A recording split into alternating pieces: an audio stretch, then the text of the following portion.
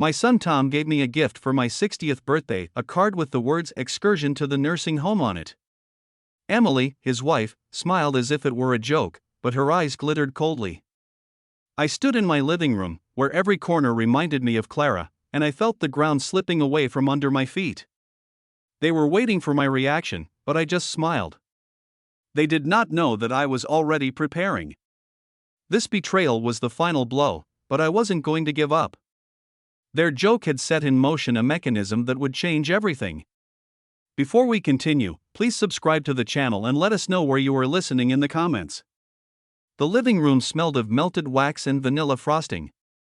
60 candles flickered on the cake, their tiny flames casting shadows on the walls. My son, Tom, stood across the table, his tie loosened, a smirk playing on his lips. Emily, his wife, leaned against him, her manicured nails glinting under the chandelier. The gift bag sat between us, its tissue paper spilling out like a debutante's gown. I'd expected a tie, maybe a book. Instead, Tom slid a card across the table. "Happy birthday, Dad," he said, his voice light, almost teasing. I opened it. The words hit like a punch, excursion to the nursing home. My chest tightened. Emily's laugh broke the silence, sharp and brittle. "It's just a thought, Richard," she said, her eyes cold despite the smile. "So practical, don't you think?" Tom checked his phone, already distracted. The room felt smaller, the air heavier. Clara's old clock ticked on the mantel, each second louder than the last. I forced a smile, my hands trembling as I set the card down. "Thank you," I said. "It's unexpected."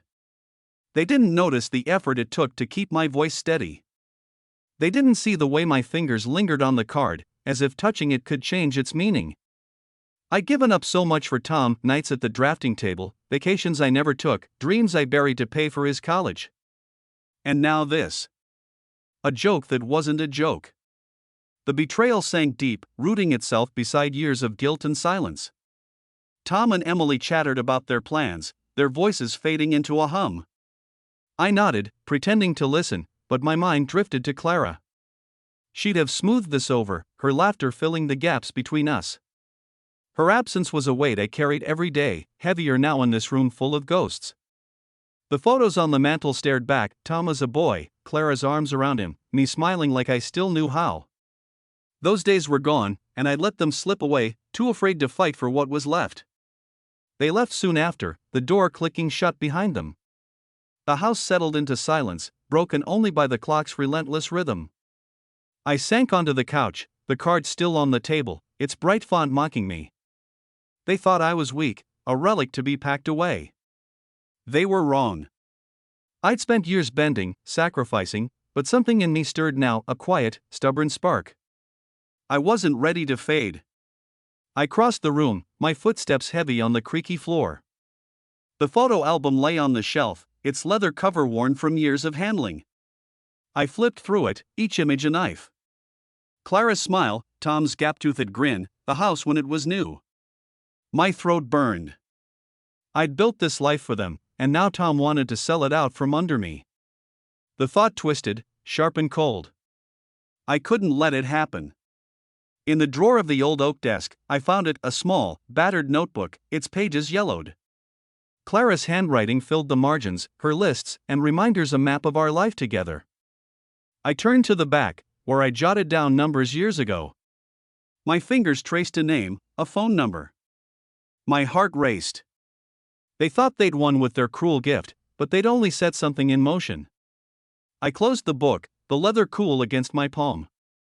I knew I couldn't wait any longer. Morning light crept through the curtains, gray and thin. I woke in the bed I'd shared with Clara, the sheets cold on her side. The house was too quiet, the kind of silence that presses against your ears. My hand still shook from last night, the card's words burned into my mind. Excursion to the nursing home. I sat on the edge of the mattress, staring at Clara's photo on the nightstand. Her eyes seemed to ask what I'd do next. For the first time in years, I had an answer. I shuffled to the kitchen, the floorboards groaning under my weight.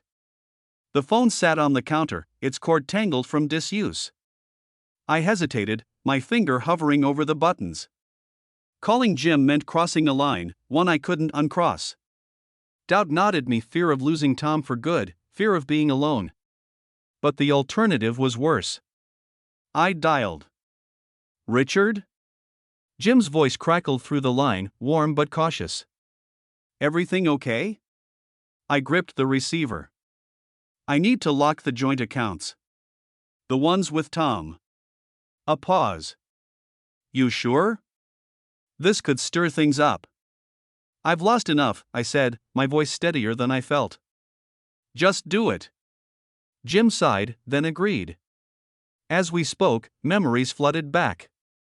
Tom at 16, slamming doors after Clara's funeral, his anger a wall I couldn't breach. I'd let him drift away, too guilty to push, too broken to try. Now he was a stranger who saw me as a burden. The thought stung, but it fueled me too. I hung up, my pulse racing. The house felt different now, like it was holding its breath.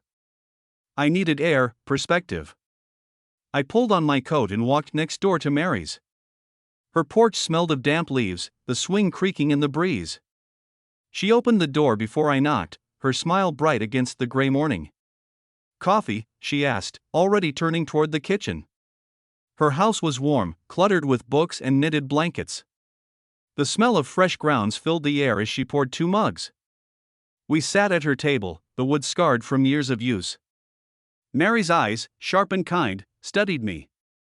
You look like you've seen a ghost, she said. I told her about the card, the excursion. My voice cracked as I described Emily's laugh, Tom's indifference. Mary's face hardened. They're using you, Richard, she said, her tone blunt. Tom's been bleeding you dry for years. It's time you woke up. Her words hit like a slap, but they woke something in me. I twisted the ring on my finger, the gold worn thin. Clara had believed in me, even when I doubted myself. Mary leaned forward, her hand brushing mine. You're stronger than you think, she said. Don't let them take that from you. I left her house with a fire in my chest, small but growing. The walk home was short, the air sharp with the promise of rain. Inside, the living room was unchanged, the cards still on the table, the photos watching. I stopped at Clara's clock, its hands moving steadily forward. Time was slipping, but I wasn't done yet. I promised myself I wouldn't back down. Not this time. I knew Tom would come soon, and I'd be ready. The doorbell rang like an alarm, sharp and insistent. I stood in the hallway, my heart thudding. Rain tapped the windows, a steady rhythm that matched my nerves.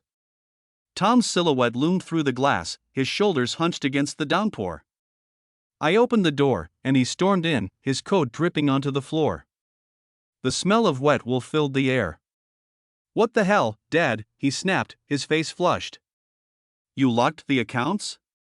I closed the door, my hand steady despite the ache in my chest. I had to, I said quietly. Had to? Tom's voice rose, echoing in the narrow hall. You're ruining everything. My business, my plans, do you even care? He paced, his hands slicing the air. The man before me wasn't the boy I'd raised. That boy had vanished years ago, buried under ambition and resentment. I gripped the back of a chair, it would cool under my palms. You made your choices, Tom, I said. Now I'm making mine. He froze, his eyes narrowing. This is about that stupid card, isn't it? It was a joke. A joke. The word twisted in me, sharp as a blade. I wanted to shout, to shake him, but I held back. Clara's voice echoed in my mind, soft and firm, he's still our son. But he wasn't, not anymore.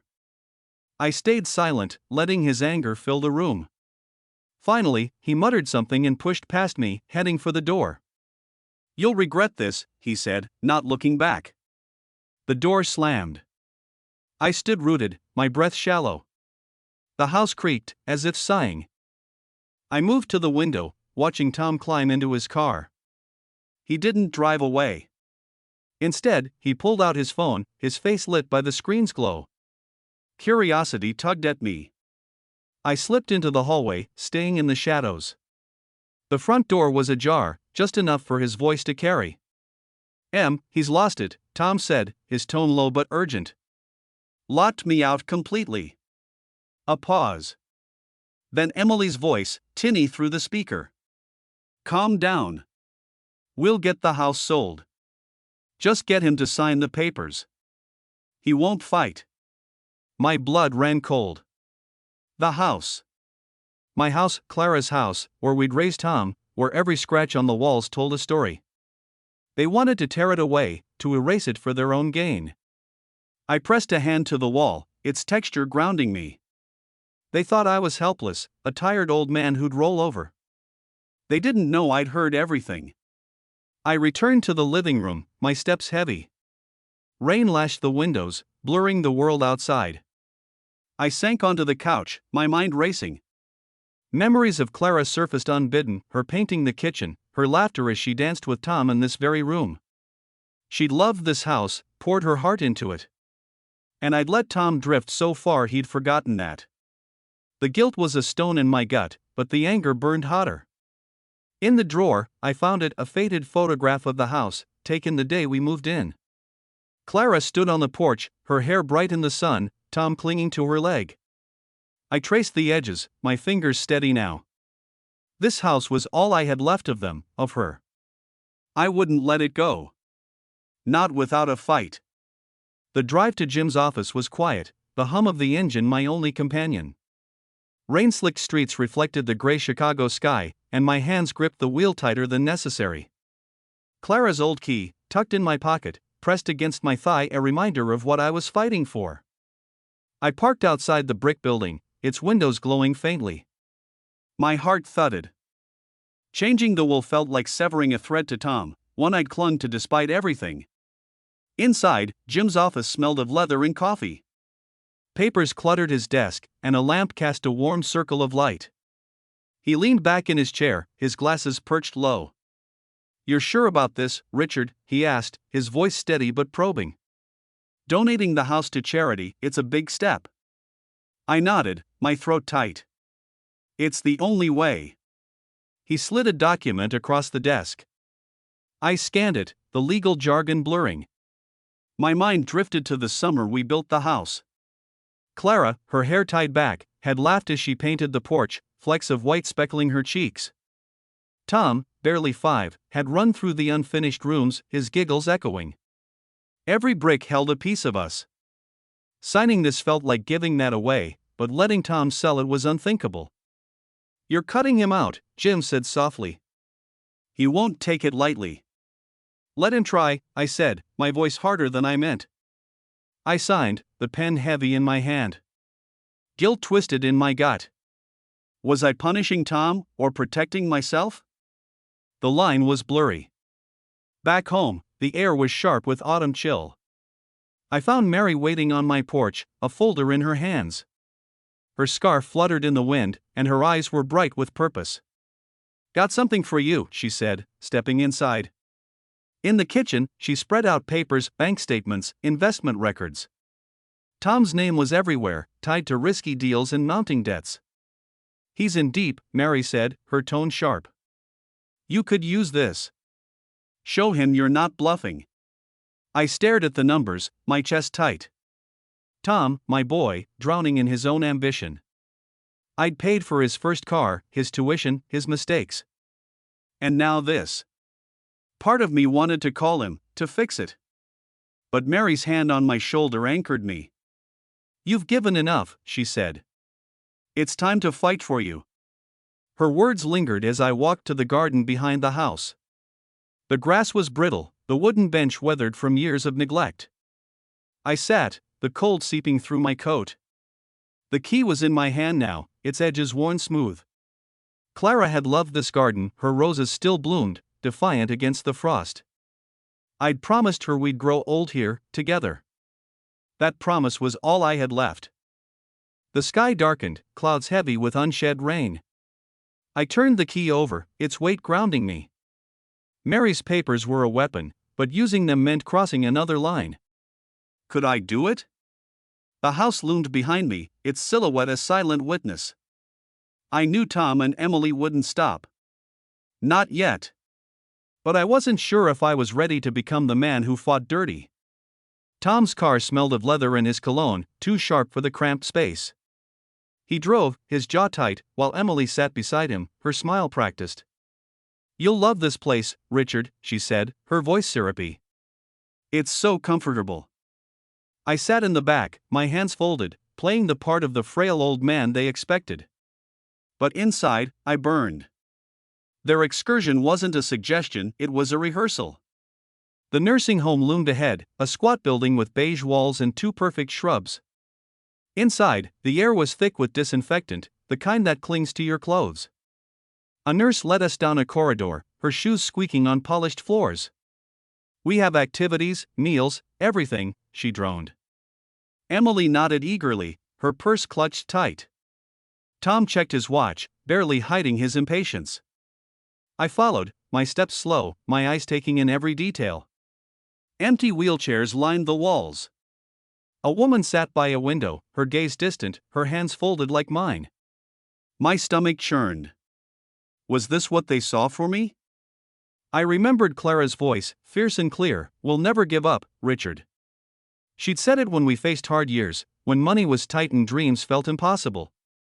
This place, with its sterile halls and forced cheer, was the opposite of everything she'd fought for. I straightened, my resolve hardening.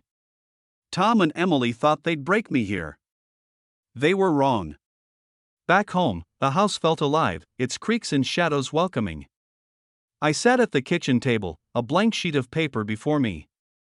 The pen trembled in my hand. I wrote, the words spilling out anger, hurt, determination. I won't let them win. This is my life, my home. The act felt defiant, a promise to myself. In the drawer, I found an old card from Tom, sent years ago for Father's Day. "Love you, Dad," it read, his boyish scrawl so different from the man he'd become. My throat tightened. How had we come to this? I sealed the letter, my fingers brushing the paper's edge. Outside, rain began to fall, soft at first, then heavier, streaking the windows. I tucked the letter away, its weight a secret I wasn't ready to share. The card stayed on the table, a reminder of what I'd lost and what I still had to fight for. I stood by the window, watching the rain blur the world. They thought they'd caged me today, but I was already planning my next move. Mary's kitchen was warm, the air rich with the scent of fresh bread. A fire crackled in the hearth, casting flickering light across the table. I sat across from her, my coffee untouched, the memory of the nursing home still raw. "They paraded me through that place like a trophy," I said, my voice low. "Like I'm already gone." Mary's eyes narrowed, her fingers tapping the table. "They're counting on you to roll over," she said. "But we can hit back. Let the neighbors talk. Let Tom and Emily squirm."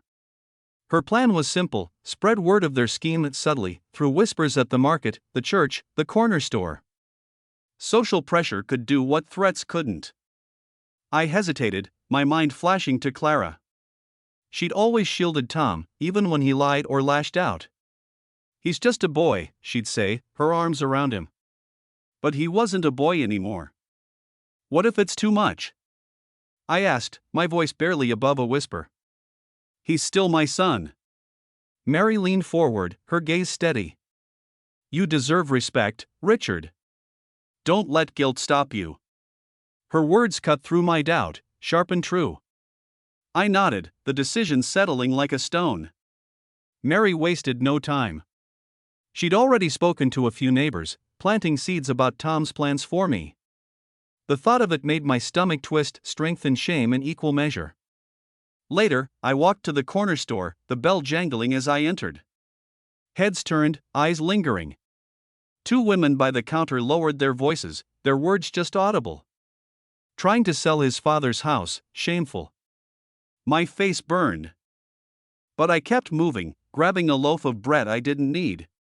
The whispers followed me, a chorus I'd helped create.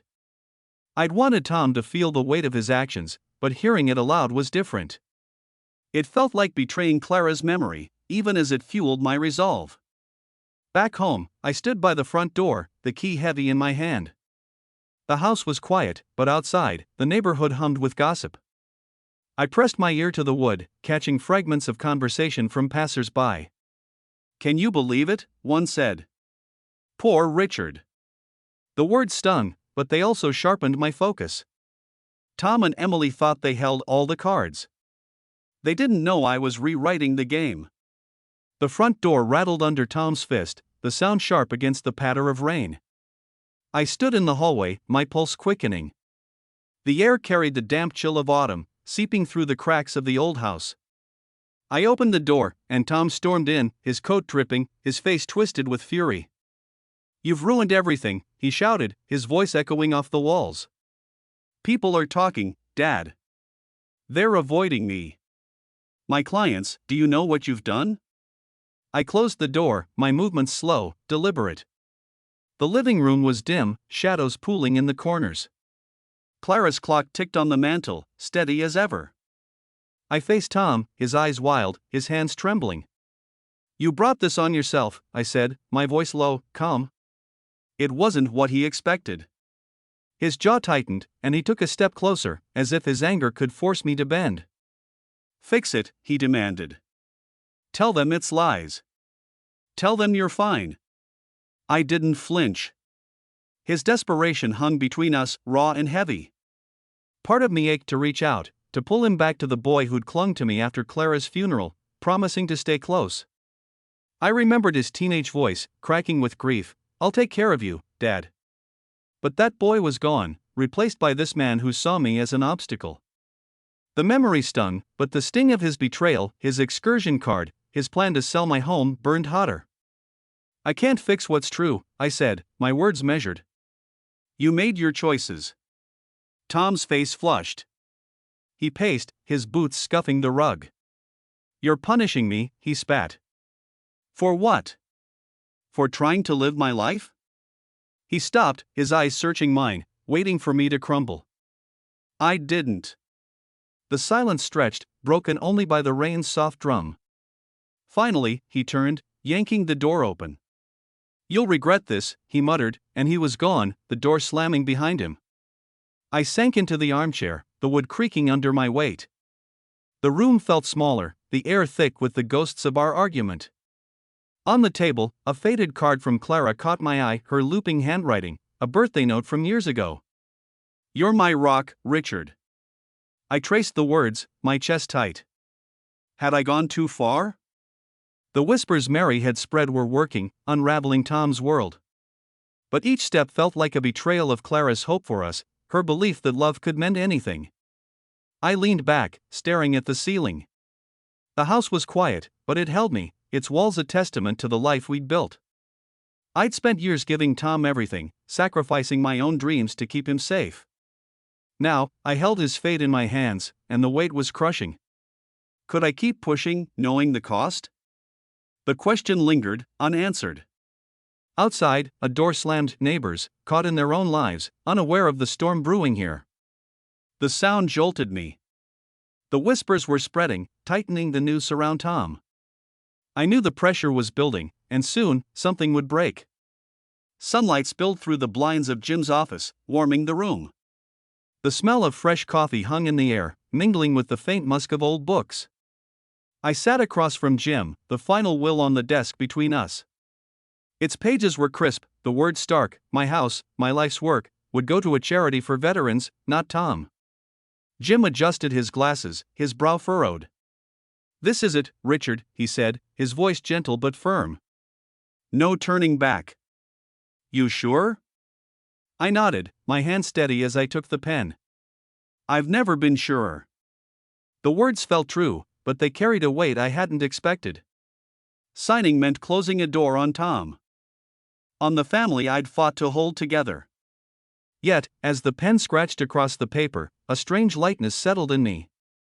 For the first time in years, I was choosing myself.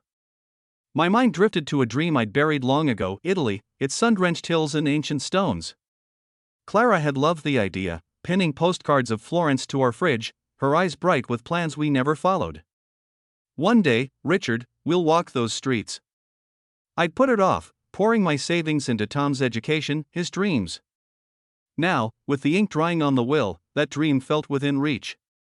Jim leaned back, exhaling. "You're a stubborn man," he said, a faint smile breaking through. "Tom's not going to like this." "Let him come," I replied, my voice calm. I stood, shaking Jim's hand, the weight of the decision grounding me. Outside, the city buzzed, but I felt apart from it, my thoughts already turning to the next step. At home, I met Mary in her garden, the air sharp with the scent of fallen leaves. I handed her a copy of the will, sealed in an envelope. "Keep this safe," I said. Her eyes softened, but her grip was firm. "They'll try something," she warned. "Be ready." I nodded, trusting her to guard my plan. That evening, I sat at my desk, the glow of my laptop casting shadows on the walls. I booked a ticket to Florence, one way, the date a month away. My heart raced as I clicked confirm, the confirmation email a quiet victory. I'd spent decades tethered to others' needs. Now, I was cutting the rope. In my bedroom, I held the ticket printout, its edges crisp against my fingers. The house was silent, save for Clara's clock, its steady tick a reminder of time reclaimed. I stood by the window, the neighborhood bathed in twilight. Italy was a dream, but the fight wasn't over. Tom and Emily would react, and I was ready. The clock's rhythm seemed to pulse with my own heartbeat, counting down to whatever came next. The kitchen smelled of roasted chicken and fresh herbs, the air warm with the promise of a shared meal. I moved through the house, setting the table with Clara's old china, each plate a memory of dinners long past. The dining room glowed under candlelight, the flames flickering like cautious hope. I'd invited Tom and Emily for dinner, a final reckoning disguised as reconciliation. My hands were steady, but my heart thrummed with anticipation. As I folded napkins, I thought of Clara. She'd loved these evenings, her laughter filling the room as she teased Tom over extra helpings. "This is what matters, Richard, us, together." The memory was vivid, her voice clear, but it carried a pang. Those days were gone, and tonight's dinner was no celebration. It was a stage, and I was setting the scene. I paused, leaning against the counter. The weight of what I'd done, changing the will, booking the ticket, settled over me. I pulled a sheet of paper from the drawer and wrote, the words flowing easily. "I'm not afraid anymore. I've carried you all long enough, and now I'm free." The letter was for me, a vow to let go of guilt, to embrace the life I'd delayed. I folded it carefully, tucking it beside the envelope holding the will's copy. The document was my shield, its words my truth. I checked the will one last time, ensuring every detail was perfect. The charity's name stood out, bold and final. I sealed the envelope, its weight a quiet power in my hands. This was more than a legal act, it was a declaration. I wouldn't be pushed aside, not by Tom's ambition or Emily's schemes. The house, Clara's legacy, would stand for something greater. The dining room was ready, the table a portrait of care I no longer felt for my guests. I straightened a fork, my reflection caught in the polished silver. I looked older, but stronger, the lines on my face mapping a life of sacrifice and, now, defiance. Clara's clock ticked in the living room, its rhythm a steady reminder of time moving forward. I was ready to face them, to lay the truth bare. Outside, gravel crunched under tires. Headlights swept across the windows, and my pulse quickened. Tom's car. I walked to the front door, my hand resting on the knob. The moment was here, the air thick with what was to come. I took a breath, steadying myself. Whatever happened tonight, I was prepared. The dining room glowed, candlelight dancing on Clara's old china. The air was thick with the scent of roasted potatoes and rosemary, but the warmth felt fragile, like a veneer over something sharp. Tom sat across from me, his fork scraping the plate, his eyes darting to Emily beside him. She sipped her wine, her smile tight, her fingers twisting the napkin in her lap. I leaned back, my hands steady, my voice calm as I steered the conversation to small things, weather, the neighborhood. They played along, but their tension was palpable, a current running beneath their words. I waited. The moment had to be right. The envelope lay beside my plate, its white edges stark against the tablecloth. Tom's laugh was forced, Emily's responses clipped. They thought they could outweight me, that I'd soften, retreat. They didn't know I'd already crossed the Rubicon. Clara's clock ticked in the living room, its rhythm a quiet anchor. I took a breath, then slid the envelope toward Tom. "You should see this," I said, my tone even, almost gentle. He froze, his fork halfway to his mouth. Emily's eyes flicked to the envelope, her lips parting slightly. Tom set the fork down, his movements slow, deliberate. He opened it, his fingers tearing the paper with a soft rip. His eyes scanned the page, and the color drained from his face. "What is this?" he whispered, his voice cracking. He shoved the chair back, the wood screeching against the floor. "You're giving the house away? To some charity?" I nodded, my gaze steady. "It's done." Tom's hands shook, the paper crumpling in his grip. "You're insane," he shouted, his voice raw. "This is my future, my life. You're throwing it away to spite me." He stood, the chair tipping over, crashing to the floor. Emily reached for his arm, but he shook her off, his eyes wild. "You think you're teaching me a lesson? You're just a bitter old man." I didn't flinch. His words stung, but they couldn't pierce the calm I'd built. I remembered Clara, her voice firm in a long-ago argument. "Stand up for yourself, Richard. No one else will." She'd been right. I'd spent years bending for Tom, but no more. "You made your choices," I said quietly. "This is mine." Emily sat silent, her face pale, her eyes fixed on the table. Tom glared at me, his chest heaving, then stormed out, the front door slamming like a gunshot. Emily hesitated, then followed, her heels clicking on the hardwood. The house settled into silence, the candles flickering in their wake. I stayed at the table, the untouched plates a testament to the rift. Relief washed over me, but it carried a shadow emptiness, the ache of a bond severed. I thought of Clara, her strength, her belief in second chances. Had I honored her, or betrayed her? The question hung unanswered. I lifted my glass, the wine catching the light, and stared at the empty chairs. The clock's steady tick filled the room, a reminder that time moved on, with or without them. I knew this wasn't the end, not yet. The park was quiet, the air crisp with the scent of fallen leaves. I walked the familiar path, my shoes crunching on gravel, the late afternoon sun casting long shadows across the grass. The fight with Tom lingered in my mind, his anger a fresh wound, but the weight of my decision felt lighter now, like a burden finally set down. I'd stood my ground, and for the first time in years, I could breathe. The trees swayed gently, their branches whispering secrets to the wind, and I let myself feel the moment, the peace of it.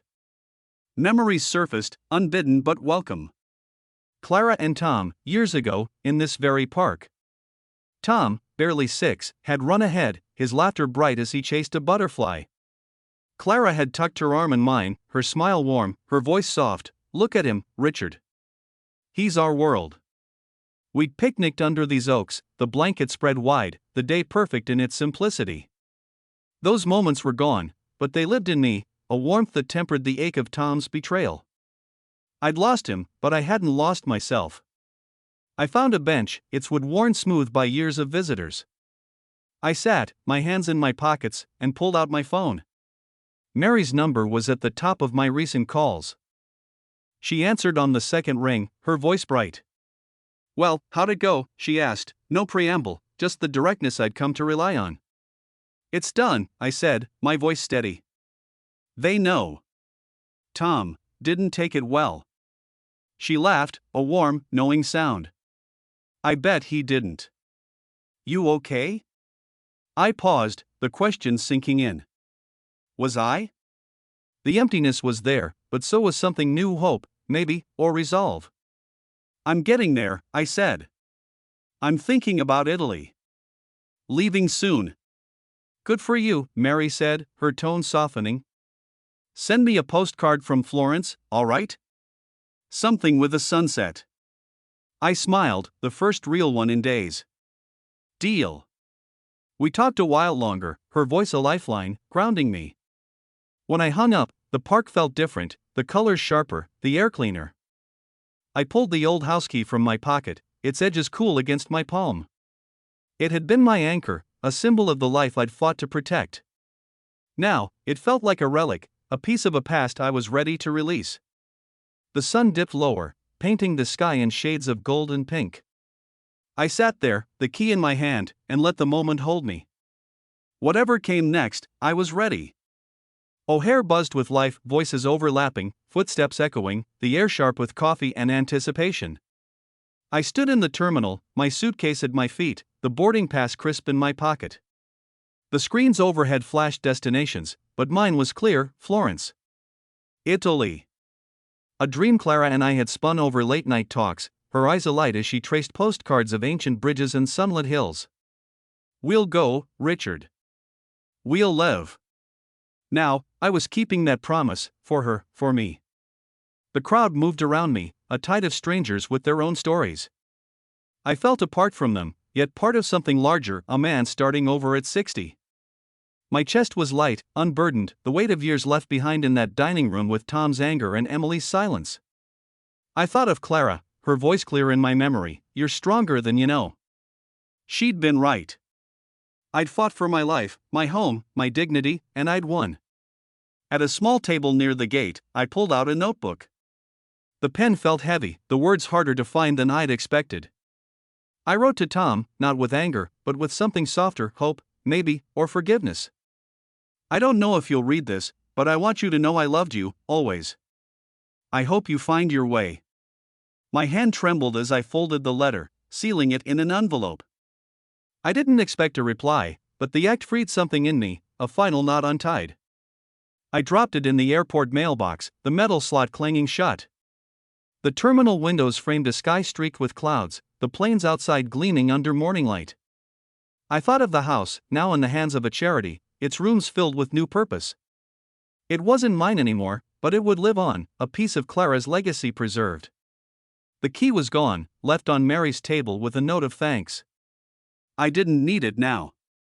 My flight was called, the announcer's voice cutting through the hum. I stood, my heart steady, and walked to the gate. The plane waited, its silhouette sharp against the runway. I paused, taking in the moment, the noise, the light, the promise of what lay ahead. A smile tugged at my lips, small but real. I stepped forward, ready for whatever came next. If you like this story, please like this video, subscribe to the channel, and share your impressions of this story in the comments. To listen to the next story, click on the box on the left. Thank you for watching.